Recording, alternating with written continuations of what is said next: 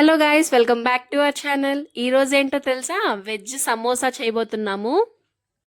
ఇలా వేడి వేడి సమోసాల్లోకి పచ్చిమిర్చి నంచుకొని తింటే చాలా బాగుంటుంది కదా. చాలా మంది సమోసాల్ని కెచప్ తో ఇష్టపడతారు. మరి మీరెలా తింటారో కమెంట్స్ లో చెప్పండి. నాకైతే కెచప్ అసలు నచ్చదు సమోసాల్లోకి. ఈ సమోసాలు బయట నుంచి క్రిస్పీగా అండ్ లోపల నుంచి సాఫ్ట్ గా కుక్ అయ్యి చాలా బాగా వచ్చాయి. రెసిపీలోకి వెళ్లే ముందు ఫస్ట్ టైం మన ఛానల్ ఎవరైనా చూస్తున్నట్లయితే వీడియోని లైక్ చేయండి, ఎండ్ వరకు చూడండి, సబ్స్క్రైబ్ చేసుకోవడం మర్చిపోద్దు. ఇంకా చాలా రెసిపీస్ ఉన్నాయి మన ఛానల్లో, వెళ్ళి చెక్అవుట్ చేసేయండి. సో రెసిపీలోకి వెజ్జీస్ చూడండి. మనం ఒక ఉల్లిపాయ తీసుకున్నాము, కొన్ని బీన్స్, ఒక 2 మీడియం సైజ్ ఆలు, పచ్చిమిర్చి అండ్ ఒక క్యారెట్ తీసుకున్నాము. వీటిని సన్నగా కట్ చేసి పెట్టుకోండి.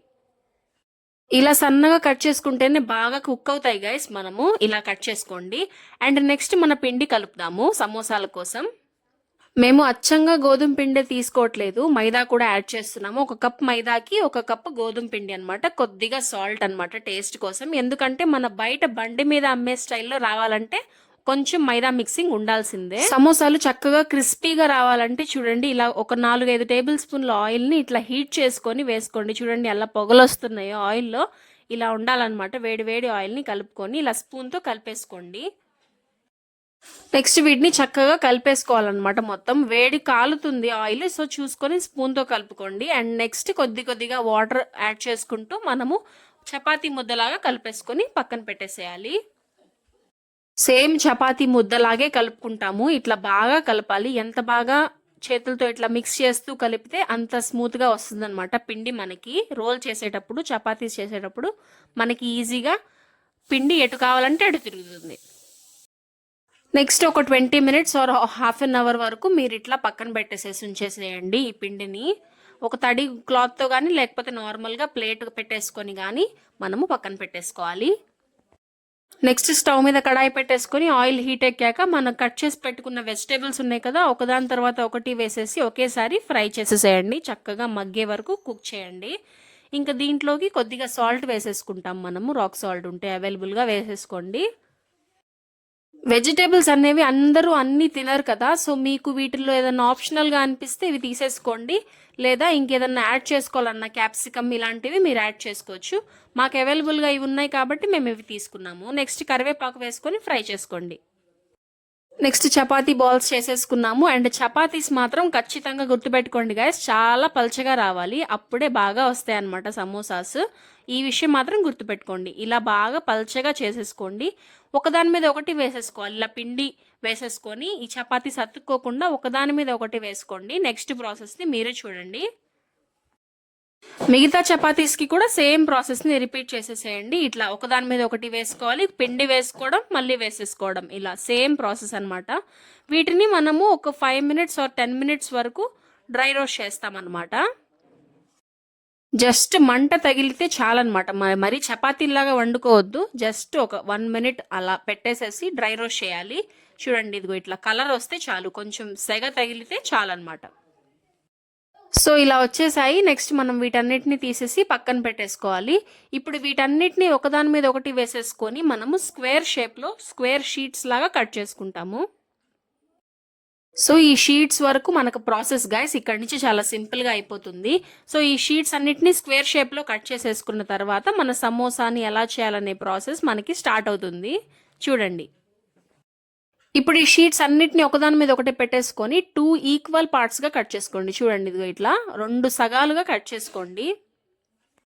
ఇప్పుడు మనం బైండింగ్ కోసం అంటే ఒక గమ్ లాగా మనకు అతుక్కోవాలి కదా సమోసాస్, దానికోసం మనం మైదా గమ్ చేస్తున్నాము.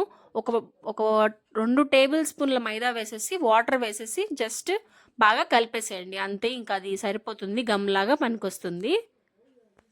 చూడండి, ఇలా స్మూత్ పేస్ట్ లాగా అయిపోయింది. ఇంక ఇదే గమ్ అనమాట. మనకి మన సమోసాస్ మొత్తం విడిపోకుండా ఆ పిండిలో పనికొస్తుంది.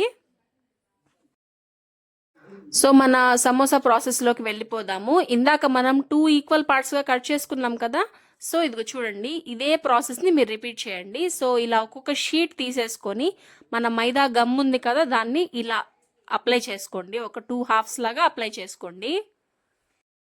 ఇలా అప్లై చేసేసుకున్న తర్వాత చూడండి, ఆ ఎడ్జ్ తీసుకొని వెళ్ళి మనం ఇటు సైడ్కి అతికిస్తామన్నమాట. చూడండి, చూపిస్తున్నట్లు. సో ఇలా అతికిచ్చేసిన తర్వాత దాన్ని కూడా మళ్ళీ పైకి మడిచేస్తాము అండ్ దాని లోపల మనం స్టఫింగ్ పెడతామన్నమాట. సో చూడండి గైస్, సమోసాకి ఇలా వస్తాయి అన్నమాట. ఇంత చేయాలి మంచి షేప్ రావాలంటే. ఇంకా దానిలో మనం స్టఫింగ్ పెట్టేసేసుకుంటాం. ఇందాక మనం కుక్ అయిపోయింది కదా మిక్చర్, దానిలో తీసేసుకొని ఆ స్టఫింగ్ మనం తెచ్చి దీనిలో పెట్టేసేసుకొని పైన కూడా గమ్ అప్లై చేసేసి అవి బయటికి రాకుండా స్టఫింగ్ మొత్తం క్లోజ్ చేసేస్తాము. అప్పుడు మనకి పర్ఫెక్ట్ సమోసా వచ్చేసినట్టు అనమాట. మీకు సమోసాలు కొంచెం పెద్ద సైజులో కావాలి అనుకుంటే మీరు స్క్వేర్ షీట్స్, మీరు చపాతీస్ రోల్ చేసేటప్పుడే చాలా పెద్దగా చేసేసుకోండి. అప్పుడు ఆ స్క్వేర్ షీట్స్ మీరు కొంచెం పెద్దగా పెంచుకోవచ్చు. మేమైతే చిట్టి సమోసాలాగా చేసామన్నమాట. మీరు ఇష్టం అనమాట, మీరు ఎలా కావాలంటే అలా చేసుకోండి.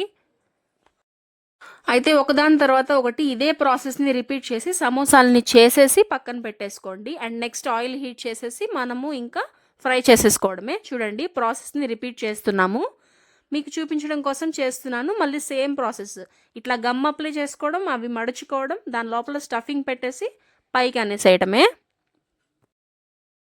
సో చూడండి గైస్, మన సమోసాస్ అద్భుతంగా రెడీ అయిపోయినాయి. చూడండి బాగా ఈజీగానే చేసేయచ్చు. ఒక్కసారి ఇది బిహైండ్ ద సీన్స్ గైస్, చూడండి ఒక్కొక్కరు ఒక్కో షేప్ చేశారు మా ఇంట్లో.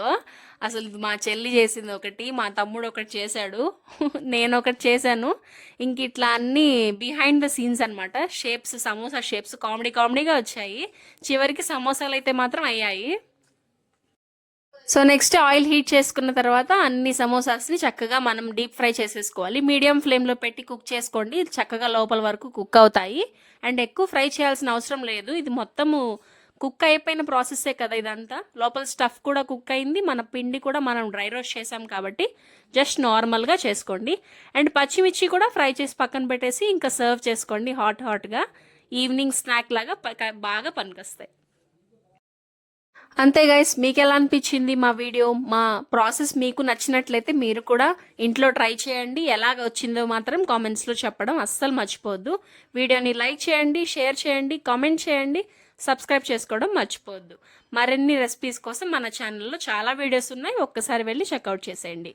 ఈ రోజుకింతే, బాయ్.